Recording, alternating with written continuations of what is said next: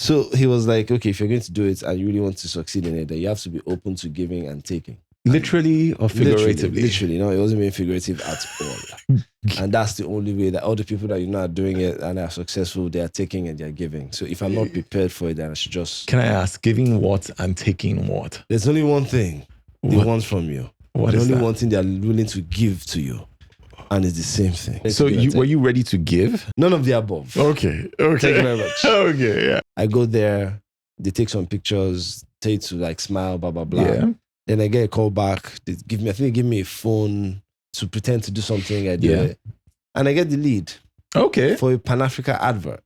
And I was like, I've not been asked to take anything. Or give anything. But no one has asked me to give anything yet. So let's see. The contract signing comes, do the contract, the time to shoot, they put me in a hotel. First time being treated like freaking dude. I was thinking I was like 2021. 2021. Yeah. Oh, wow. I was really young, yeah. A couple of months later, I was almost giving. Yes.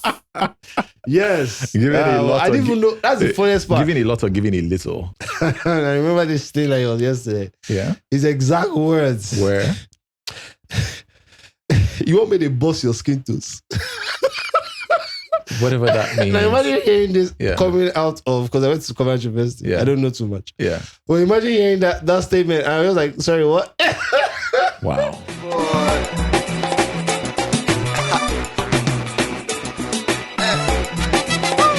I'm number one to the E to the V to the N treason. If you ever say you don't need me. What have you been up to, my guy? I've been experiencing life to the fullest. Yeah. So majorly spending time with family. Seriously? Yeah. Before we get into that, let's begin the show. How you guys doing? Hello, everyone. And welcome Again to another magnificent episode of Paul and Baaj in Character.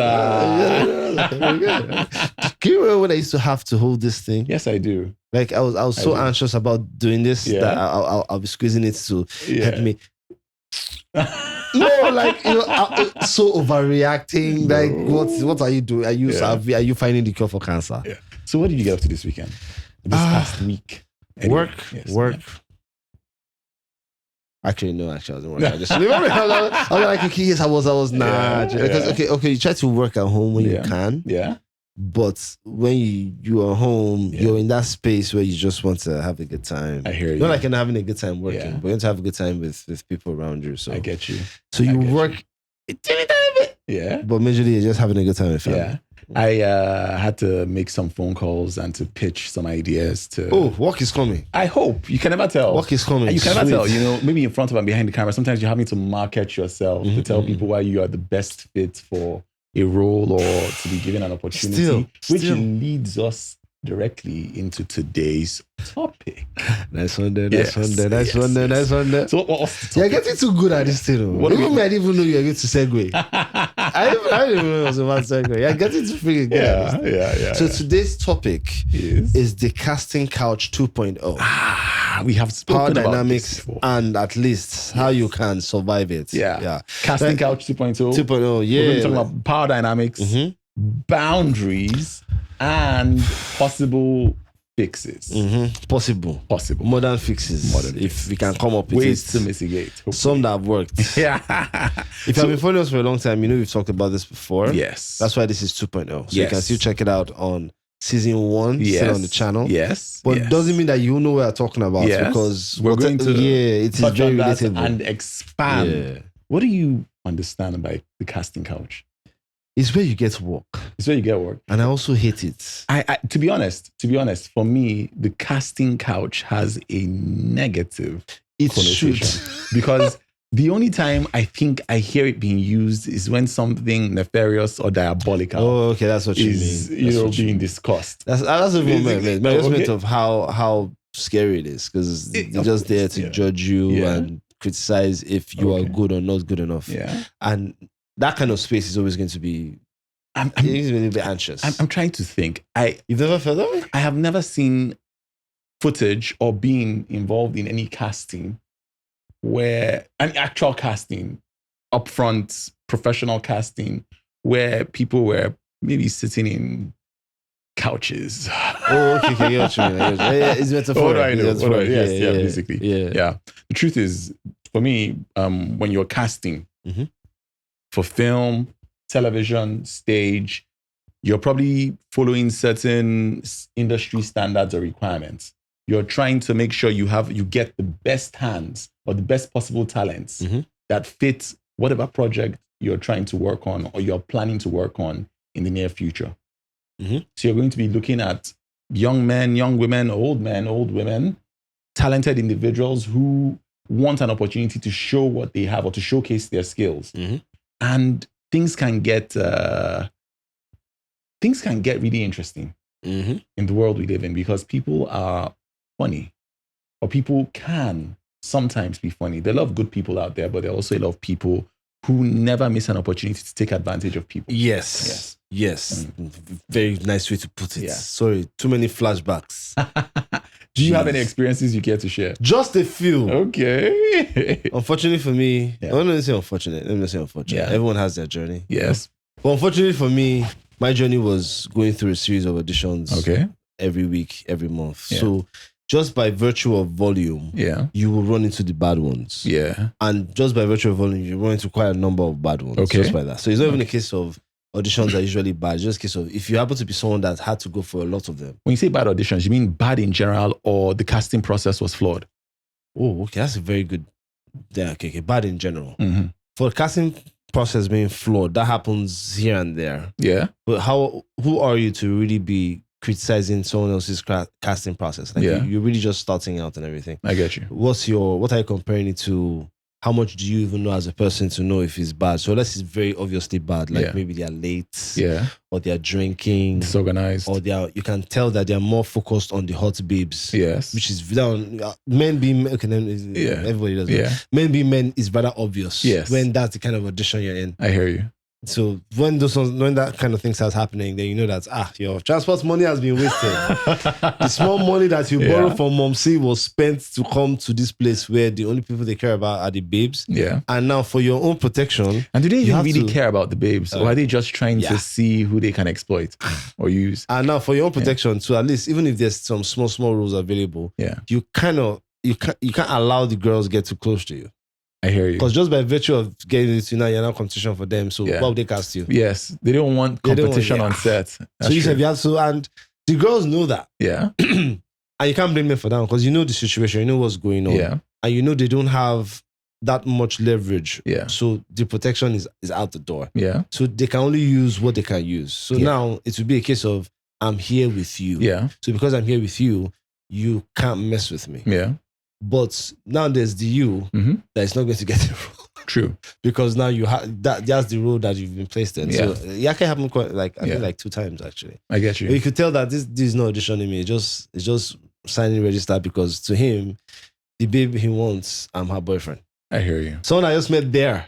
I have to go and smile too much. Yeah, but he doesn't know you know this. when you can tell like yes, there's you can be attracted to me, but it's too early for it to be holding my arm, like. But I do like the attention though. Like now later, like that was what was going on.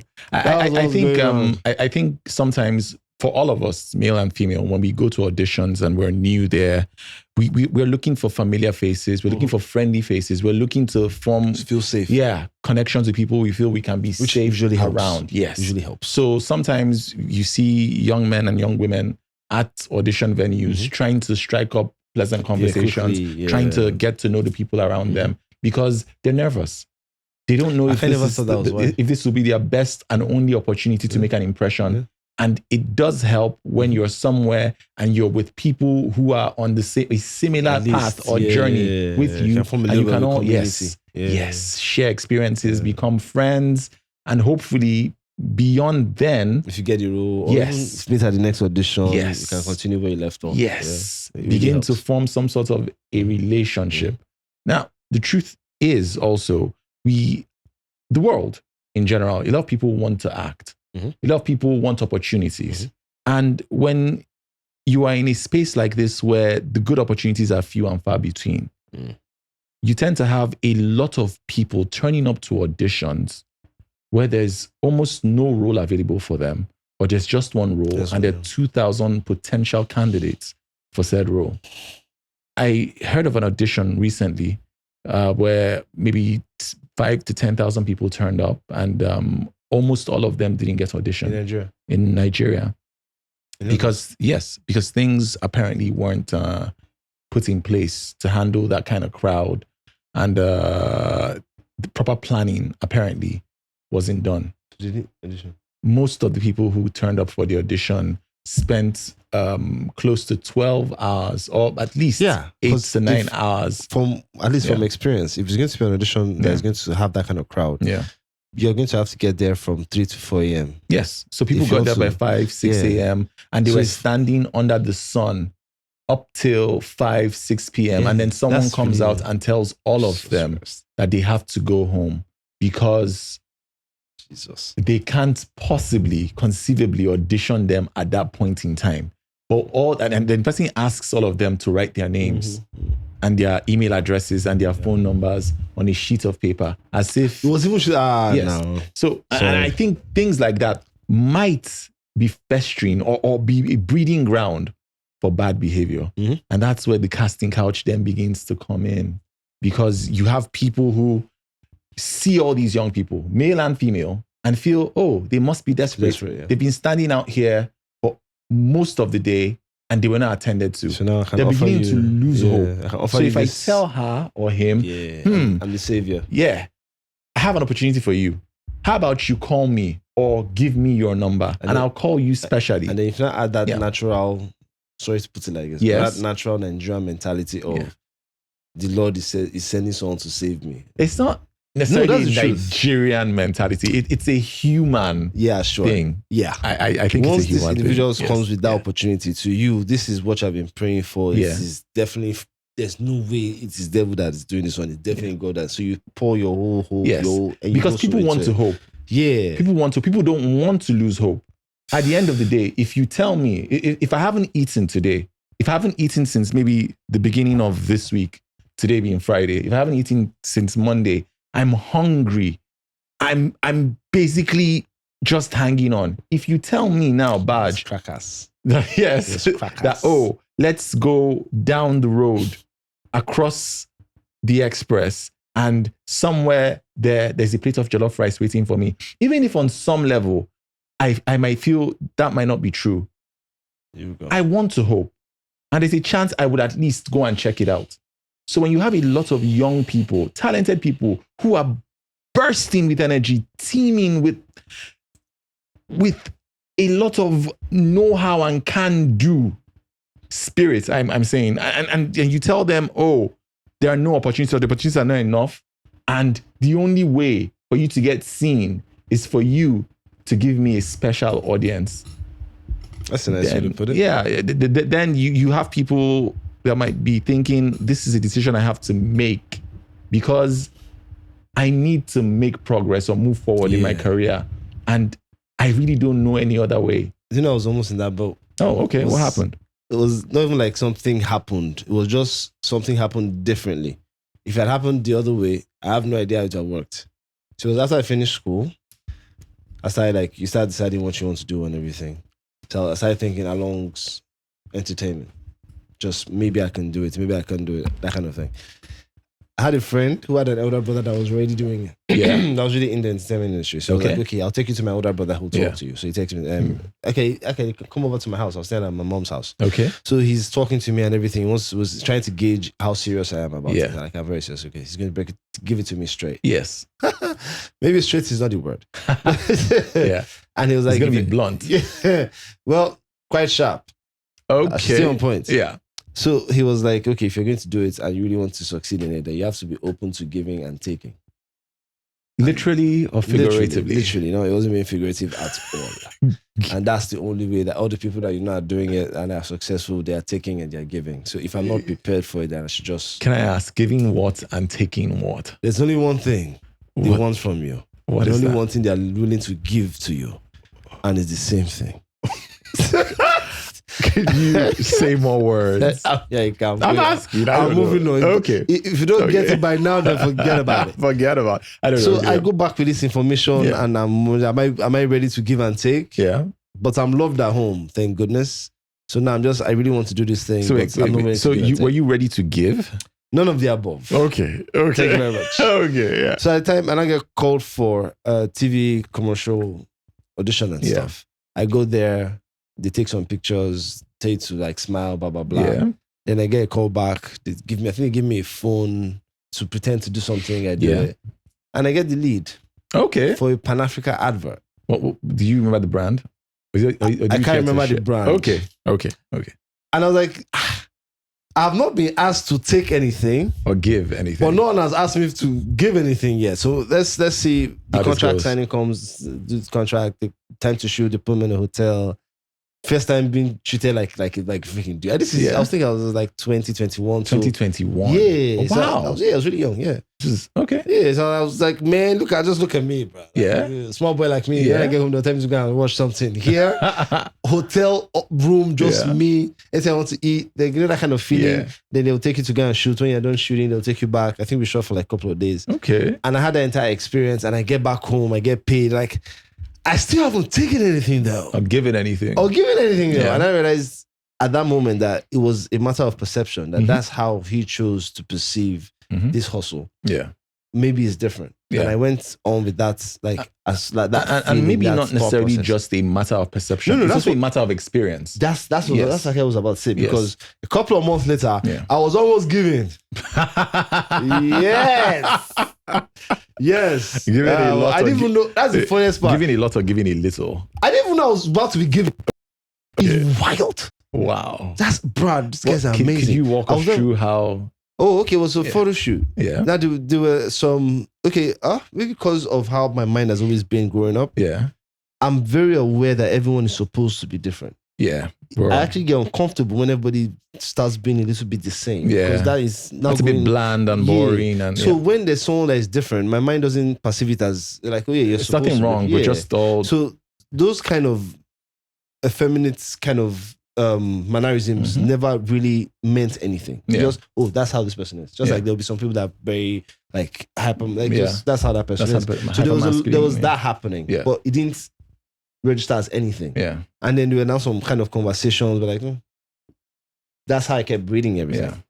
And then there was now one extra person there that was watching everything happen. Yeah. So we do the photo shoots, and I was like, okay, let me start finding bus to go home. Yeah. So the guy that was running everything was like, I don't have to go.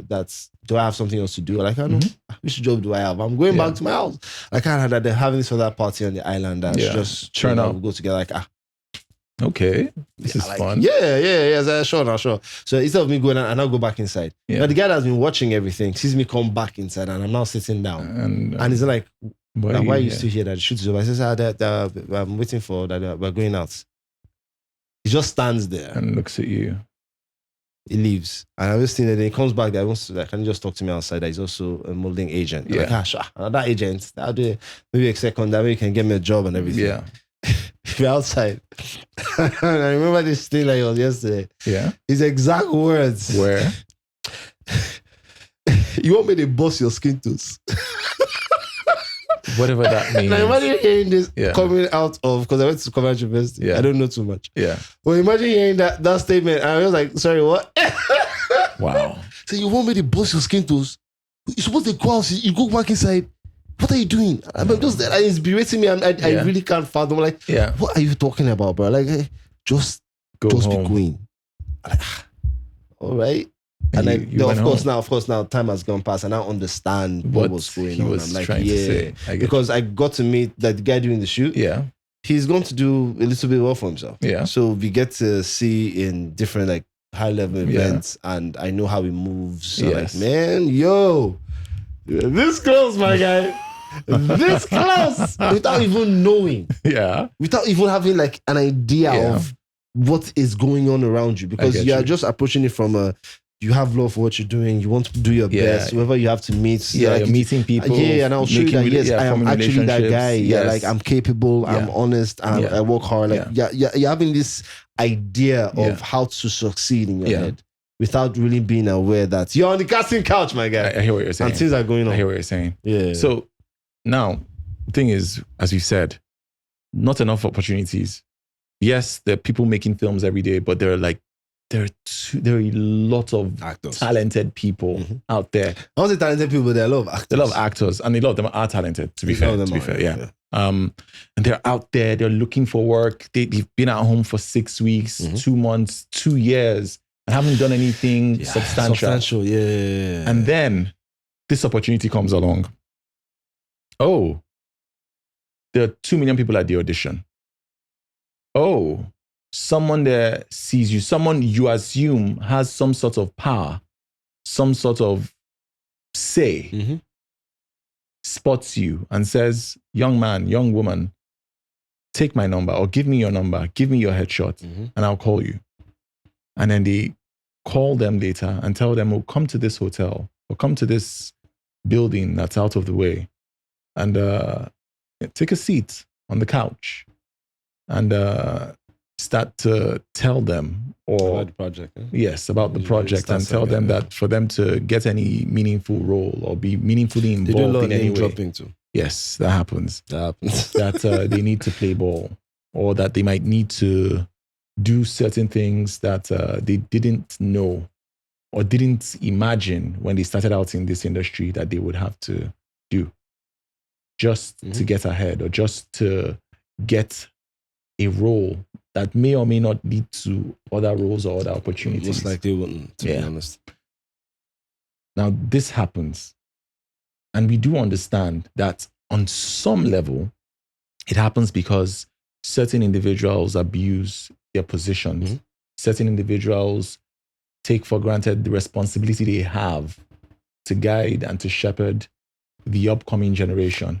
Funny part is you even think those individuals are only the top dogs, like maybe the executive producer or those guys.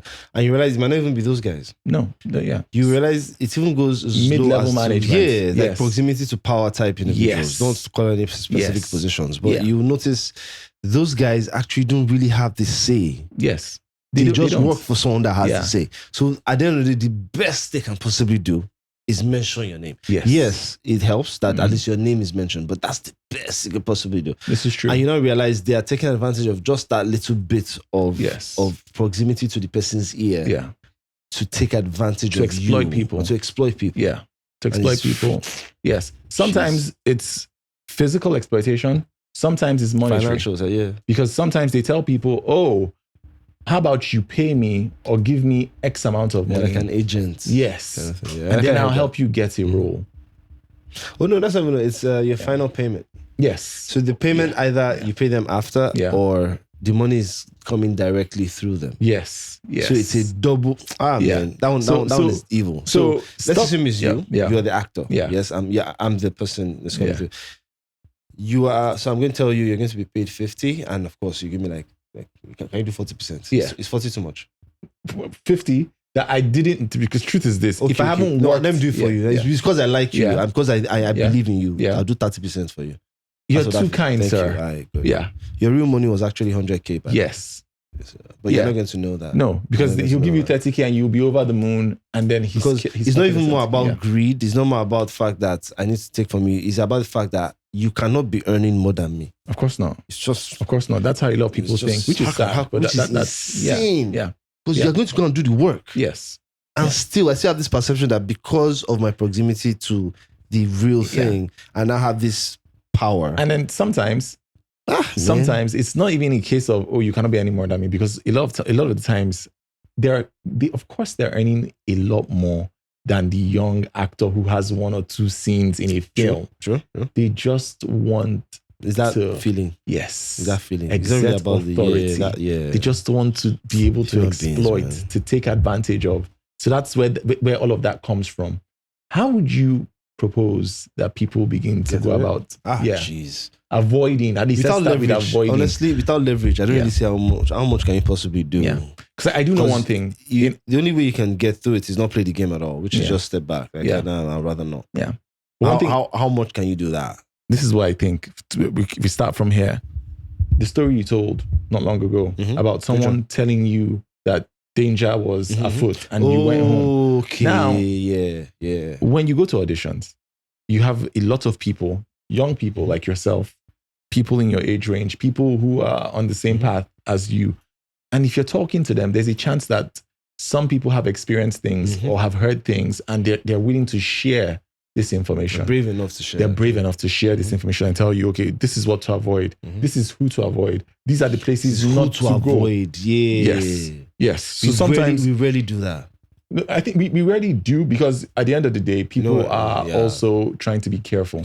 But people do talk, and people talk to people that they trust, and people that they feel might in some way, not go and out them or rat them out. So if people can keep their ear to the ground, I'm talking about talents now, and go, okay, I'm talking to my friends and my colleagues, and if I say something and someone's shoulder moves funny, I go, because sometimes it's that little. Yeah, like, what's wrong? It's that little. Yeah. Is there something I am not aware of? Because you can't accuse me of reacting. I can't say too much, but this might be tricky here. Maybe don't do this. Maybe don't go to this person's house. Maybe don't go to this person's office alone.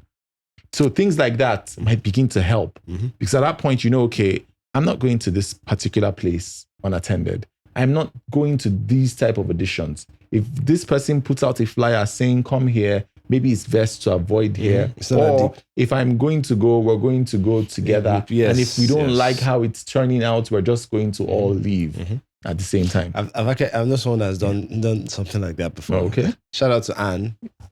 And we did, and I don't know as Annie, sorry. Okay. Anisha, yeah. You guys were in a TV show recently. Played together quite a while ago. It's really doing well. People like it. She probably can't remember this thing I'm about to say. Okay. To the extent I'm not even sure she will remember it happened. Yeah. So it was an audition in, I think, Surrey or somewhere. I can't remember. Yeah. I was already inside. And I don't know if I've told you before. Yeah. At the time when I used to go for auditions, one of the things, the tells for whether I'm in a good one or one that is wasting my time was if they start with praise and worship and prayer. Okay, I'm listening. How is that a good or bad thing? I was never wrong. never. But let's just say 95% of the time I was right. Okay. So I was there, and yes, they were doing praise and worship. Oh, I'm listening. Like, wow. Well, if I leave in like 10 minutes, I can still get home early enough to not feel like I wasted my time coming out of the house. Yeah. So but you can't leave during the praise and worship because you look like the devil. Yes, it's you that they are casting out of the audition. So you have to wait for it. True. So that's going on. And then Anisha just comes through the window. Yeah. Now I met her at an audition a while ago, and she's so lovely. Like, so she stayed in my mind. Yeah. So she was like, Baaj, by us turn. And she's like, that is the audition. I'll be like, yeah, that's where does she go? And I seem like, just go back home. Because it's not She's like, why? I can't explain it to you, but just don't worry. She's like, are you sure? This was a few years ago. Few? A century ago. A century ago. And she's like, okay. And she goes back. They finish the praise and worship. I was about to go. My friend's like, you might be wrong. Let's wait for it. We wait for it. And the same person that said in my brain, like, let's start going on. You were right. Because it was. I was right. The theory is correct. Do you remember what happened? What caused your friend to say, okay, this is... I can't remember. You see it. You just it will be the way they're handling themselves, the way they're discussing about their project, their entire setup. More often than not, it's disorganized. Yeah, the house was not painted. It was more mud. It was the setup. It was benches. The setup.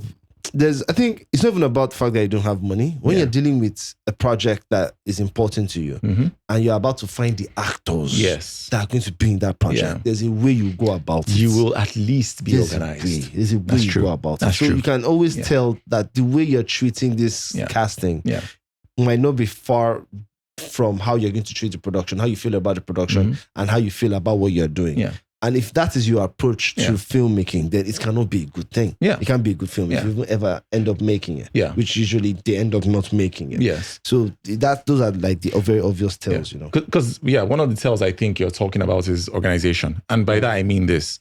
If you're going to be casting for film and television, and you're doing your setup is like this. You have maybe 30 or 40 people all bunched up together in a room or in an open space. And then you're asking someone to come out in public to perform. There's no camera rolling. I don't know what footage you're going to be referring to.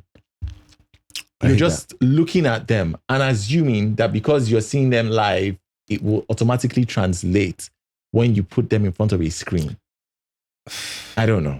But that, in my own little experience and from what little I know, doesn't seem to be the most effective way to cast for film and television. And when I see stuff like that, it's one of the tells. Yeah. I go, okay, something might be amiss or afoot here. Yes, and I'm like, okay, maybe it's time to leave. When I see people tell me they're casting for a film and they have a gigantic stage where they're asking the actors to go up on that stage and perform in front of everyone, I begin to have my doubts. I begin to have my doubts immediately that they know what they're doing or that they. I think that's a good example of the fact that I didn't know any better. Yeah. So I didn't have any reference point. They're like, is this what we're doing? Then this is what we're doing. I'm just going to do my best. And then leave the rest. Yeah. So I think that's where experience comes in. Yes. So we've all been there. We've all done those auditions. We've powered through. And in the end, more often than not, they led to nothing. I'll ask you one good. I think what I mentioned earlier. Yeah. Have you ever been in a type of audition where you figured out that they're not really looking for you? Yes. They are looking for some buddies. Have you been in that kind of position? Yes. What give it away? Demeanor, the organization, and then the mid-level management, as we say, or organizers, the people who are the ones taking the list. Yes. I'm calling the people in. Yes. Okay. Sometimes you see things that are just uncouth. Like when you see certain individuals who are supposed to be professional and who are supposed to be the ones conducting, organizing, and executing orders, leering at people. Okay, that would be almost basically salivating. You can see you can see them undressing people. Yeah, you can still sit down and think it's an individual thing. Yeah, and still you can still say like maybe that's just this person being. It doesn't mean the whole audition is yes. More often than not, you get a sense because you go in there, you're sitting, you're with your friends or your peers, you're all getting ready to audition, and then you see people begin to call certain individuals to a corner, and there's always a type, more often than not. You see them, they go, then they're like, oh, okay. And then what are they calling these people to a corner for? What are they asking these people for? To put their names on a special list. I didn't stuff like that. I've seen stuff like that. It's like, okay, this you'd have really beautiful lady or these really beautiful ladies. Yeah, do this, or these really beautiful gentlemen. Do this. And that's when I caught it. And you know that you're not telling them to do this because sometimes you're not telling because you're looking for beautiful, because that can happen where you do need beautiful people for a particular type of role. But no. That's more often than not, you can tell no. That's not what the story is about. Because they told you people that this entire story was probably happening in one house where they had one husband and 3 children and a maid or wife. I'm just trying to say, for example. I thought you were about to say this story because this one was one house, but it's all those party, house party kind of thing. If that was been the case and you're going, maybe there's a reason why they want certain people. They want the contacts of certain people, but you do know that more often than not, that is not the case. Especially because of the way you see them moving. And then we are friends with a lot of the people that end up giving them names and numbers. And long story short, a week or two later, you hear from those people that that guy started talking funny, started telling me to come to his hotel room, started telling me to visit his house. And the projects in question never materialized. Nothing ever happened. Wild. Yes, it is wild, but these things happen. And one of the ways I think we can go about mitigating, as I said, is by sharing information with each other. True. We hardly do actually. Yeah. We only do it by accident. Like sometimes. Most times when I've been warned about someone, it's been post-warning. Like it would be, you didn't know. I'm like, you told me? Like that kind of, maybe the person in question is this, his name is Pillow. Yeah. And then something happens with Pillow. Like, you didn't know Pillow does. Like how would I have known? I now realize everyone kind of knew that Pillow was that kind of person. But that also is the thing. Because everyone kind of knew, then we probably assumed you knew, if you know what I mean. That can also happen. Well, I know now. Yeah. Yes, now you know. But that tends to happen quite a lot. Yes. Yeah. That is true. And I like, if you just a little bit, not like bad mouthing or anything, but sharing of information. Just a little bit. Well, also, to be honest, we can talk all day, and there are things I wouldn't think to say to you, or information I might not think to pass to you. If I don't trust you. No, I don't even trust. Just because in that moment, I didn't know that you didn't know. Or that it might be essential information for you. So later you say, Paul, this. I'm like, you didn't know that. You're like, we were talking all day yesterday, but it never just came to how could you not? Like, how could you not know that? Yeah. This nigga is crazy. Yeah. So boundaries.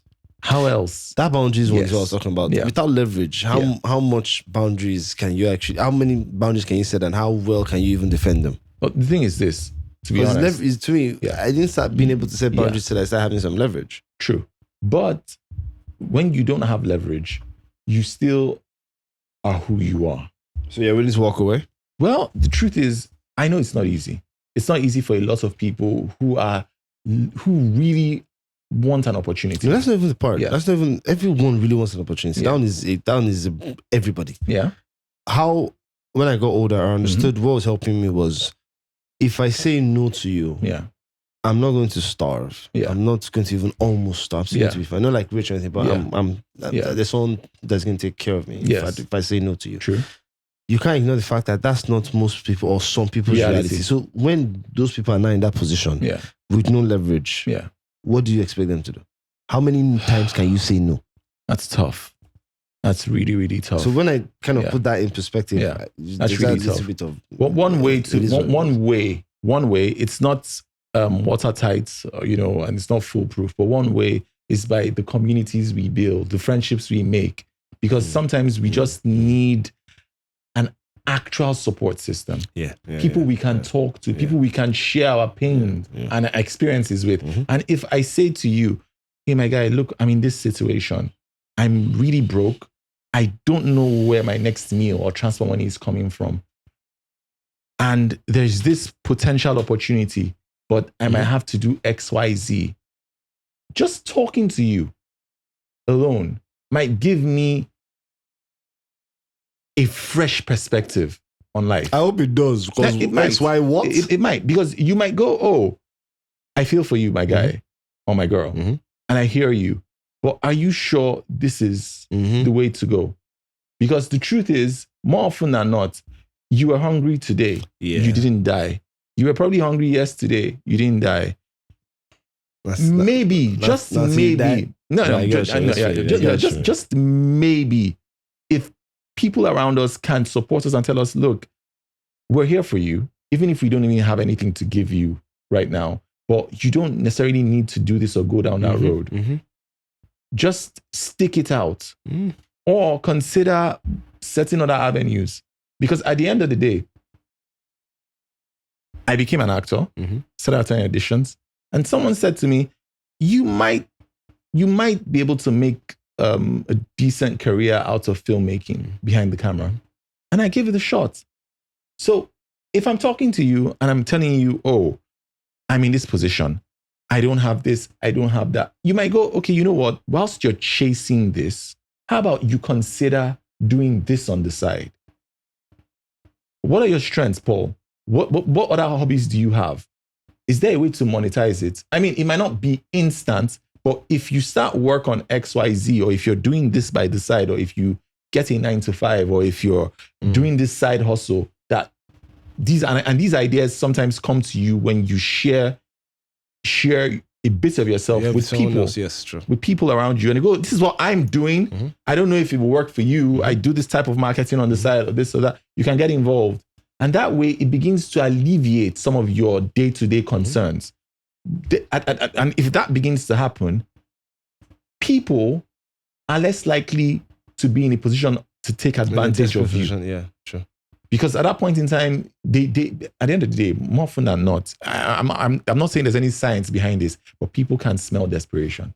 Yeah. It's an animal thing. Yes, some people can smell desperation. Yeah. And when that sense... Sometimes you don't have to smell it, to be honest. Yeah, again, I'm not saying there's a science to this, but sometimes the smelling one, sometimes they pretty much let it very obvious, very obvious that, oh, God bless me. Yes. So when they know, oh, okay, look, you know what, whether or not I make it as an actor, as a filmmaker, or whatever, I won't die. I have people who love me. I have people who support me. They might not be Dangote. I don't know if we could say that, but but they might not have all the riches in the world, but they're there to listen to me.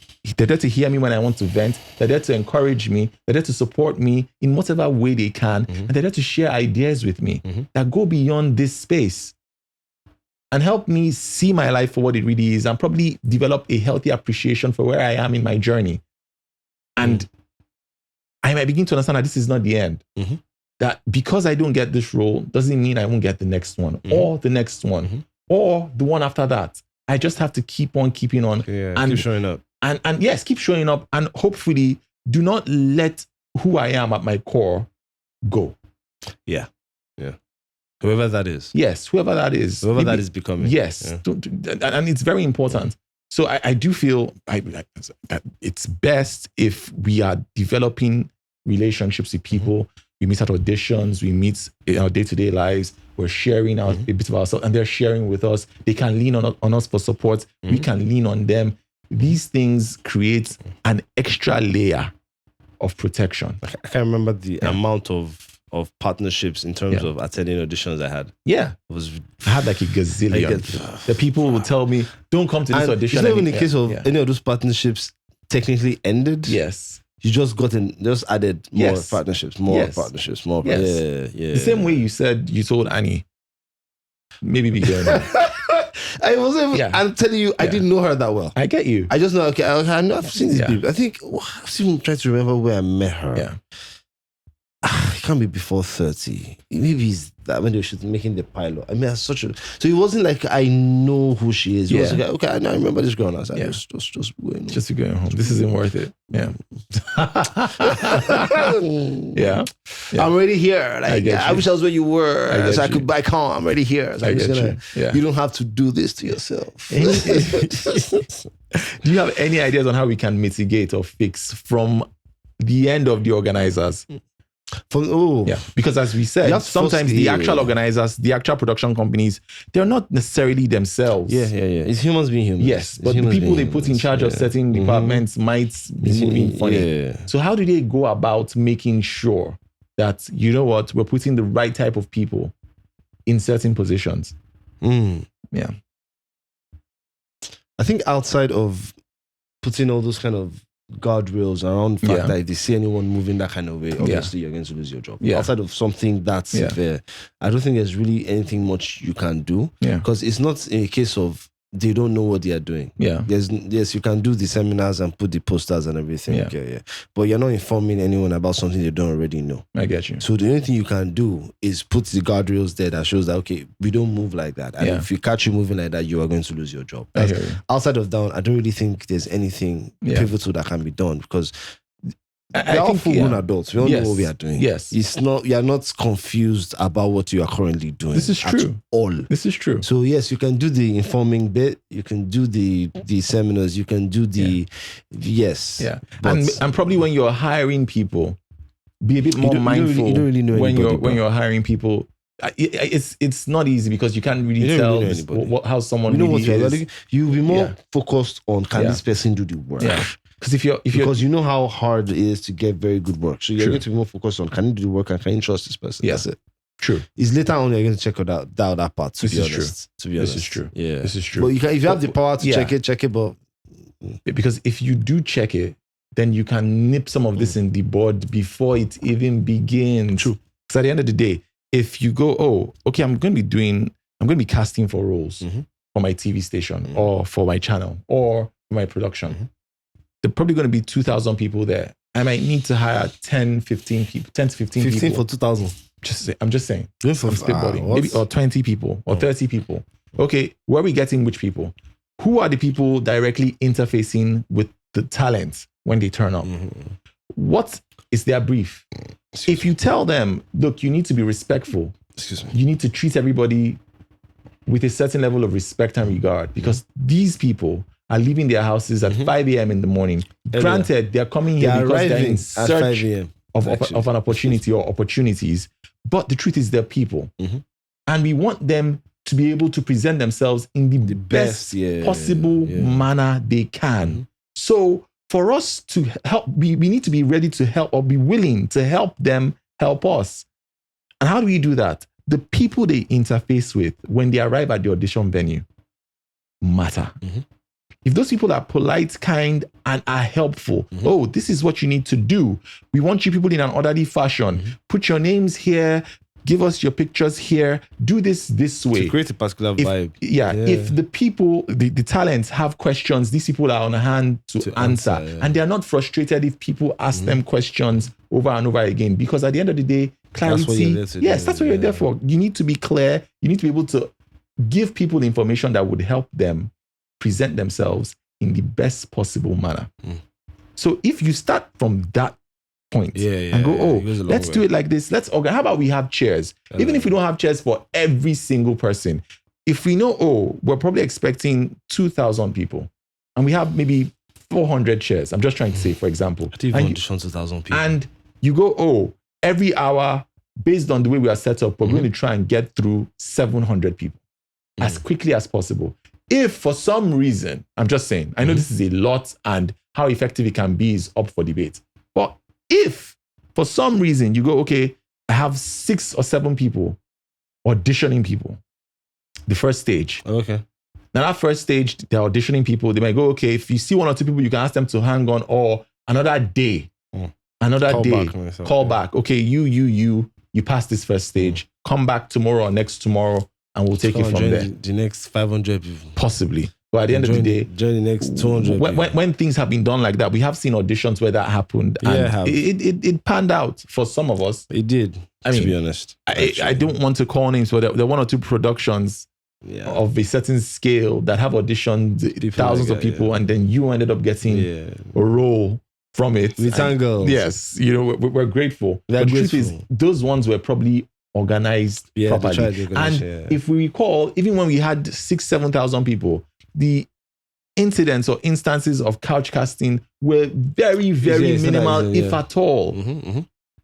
True, actually. So if things are organized properly from the jump, from that first level, that layer of, okay, who's meeting and greeting these people? How are we organizing it so that these people don't stand under the sun for too long, if at all? How are we collating their data? Who and who is in charge of what? I think that's why I like this era we're in, where we do more of self-tapes. Yes, that really, really helps. And that cuts down a lot. Because that's the next thing. It's the most brilliant thing. Self-tapes. People don't have to necessarily turn up anywhere for anything. Just tape a 2-minute clip, 3-minute clip. These are the sites. Send it all in. Screen test. Yes.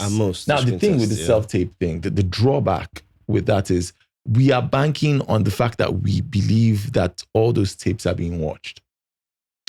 I don't know that they are or they are not. I'm just saying that. Yeah. But I think that is on the person doing the self-tape. Like the event, if you decide to go self-tape, you are legit putting the entire audition in the hands of the person auditioning, which is usually not the case. Okay. The audition is usually in the hands of the auditioner. Yeah. But when you're doing a self-tape, you've decided to just give the person the material. Yeah. And now everything is in your hand. Anyhow you want to show, and even after that, if the self-tape you send is still not your best, I think that's on you, man. And what I mean is this: sometimes you might record a really good self-tape. I just don't watch it. Yeah, there's that. That happens. That's what I'm speaking to. Where sometimes people send in self-tapes and you assume that people watched it or people saw it or the right people saw it, but it got lost in transition. It didn't lose anywhere. It's an email somewhere and nobody downloaded it. Nobody. Yes, and that's just that. Yeah. So that also happens a bit. But the truth is, yes, self-tape stops people from getting up, getting dressed, going to a venue, spending 8 to 9 hours standing under the sun, only to hear, thank you for coming, please try again. Or we'll get back to you. We'll get back to you. Even though you know they never will. That was sweet. Die. Yeah. That's true. That's really true. Yeah. So. It's been fun talking to you today. Yeah. But before we go, let's do a quick roundup of all the key advice on how to survive a casting couch. Yeah. Yes. I think for starters, I think the one that to me stood out the most because it's something that happened to me and I didn't even know it was happening. Okay. If I didn't even know it was happening to you, you brought it out that that's how it was happening, which is looking out for each other and giving each other information. Yes. It's the amount of times that would have just huge. I've avoided so much drama, so much unfortunate experiences that are funny now. just giving information, just being brave and open enough to share that what is happening is not what you think is happening. I think you should be on your way home. Yeah. this person is not who he thinks he is. This woman is not who she thinks she is. This is how they move. This is how this person moves. Be careful. Yeah. I don't think that audition is what you think it is because it's been done by this person in this place and this is how this person moves. Just small things like that would save so many people, so many things. We're not even going as far as life now. Transport money is something, man. It is. Especially if you're one of those people, you don't just be leaving your house anyhow. True. It takes a lot to get out of your house. Yeah. You don't want to waste that experience. Especially in this day and age where petrol is like gold, basically. So at the end of the day, relationships, forming hopefully healthy, wholesome relationships with your colleagues and friends in the industry, sharing information, very important. That would help mitigate. Another thing, if you can, I would say, have a side hustle or a 9-to-5, something else that keeps you occupied and that puts money in your pocket. This really, really helps. It goes a long way. It goes a very, very long way. It goes a long way. Another thing we can do, and this is on the people organizing auditions. Yeah. Be careful of the people you hire to help you execute at your audition grounds. Regardless of how good the person is. Yes. Regardless of how good the person is. Yeah. The person's attitude, the person's approach to life definitely matters. You cannot just ignore that. Yes. When you say good, you're talking about how competent how experienced, the person is. Yeah. How just genius the individual is at what they do. Who they are as a person matters. Even, I can almost say more. It matters more. Yeah. Because more often than not, if the person is really not a good person, it's going to bleed into if the person is the type of person to exploit people, it will reach you. Yeah. I recently talked about how I was on a set where they had to rent an apartment. Yes. And the individual talking, who happened to be a filmmaker, is just a nasty human being. And I'm not even trying to be, I'm just saying it as it is. And it was very evident when I heard him over the phone talking to the producer that this person doesn't just care about anyone or anything. And if that person, because this person in question has been in charge of a lot of productions and has consistently abused their position. Different names just pop from my head. Yeah. Just flashing faces. I can only imagine what will happen if another producer gives this person an opportunity tomorrow. Same. Yeah. So more often than not, it's on producers, it's on the filmmakers. Be mindful of the people you hire when you're organizing auditions or when you are in production. Because at the end of the day, these people reflect on your project. Yes, they do. Yes, they do. They do. It's true. Good one, yeah? Yeah, I think it was a good one. Hope you guys had a good time. Yes, I hope you learned a lot. Today. Hope we didn't feed you with too much information. Yes. If we did, watch it again and get everything. Yes. Well, thank you so much for hanging out with us, guys. Thank you so much. And if you like this episode, please like, share, subscribe, and tell a friend. To tell a friend. To tell a friend. To tell another friend. That Paul and Baaj have a podcast. Yes. Peace. Thank you for watching. Thank you, man. You guys got to the end. Please like, subscribe, and share. And remember to turn on your notifications. Yes, so you don't miss our next videos because it's going to be dope. Save, guys.